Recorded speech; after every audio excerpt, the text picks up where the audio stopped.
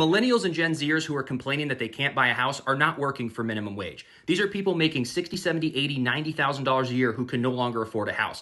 But minimum wage workers are also complaining because they can't afford rent. If you look back to 1980, the rent was $243. Minimum wage was $3.10, meaning your monthly gross was $496. So to rent this apartment, it would be 48.9% of your gross income back in 1980. But let's fast forward to 2024. The average rent is $17.47. The federal minimum wage is $7.25, giving you $11.60. You can't even get an apartment with the federal minimum wage. But let's be generous and double the federal minimum wage because people at Walmart and fast food joints are making $14.50 to $15. So $14.50 would bring you to $23.20.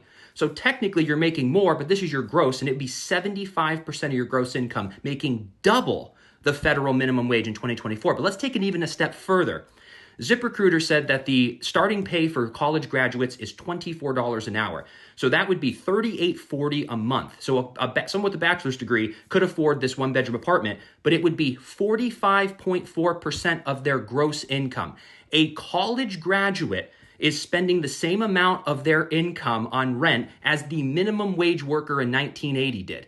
Roughly the same. And the minimum wage worker in 1980 put on a hat, learned skills for 2 weeks, and started their job. A bachelor's degree spent 4, 5, 6 years of their life in school and $50,000, $60,000, $70,000, and now have to spend the same amount of money on rent as a minimum wage worker did in 1980.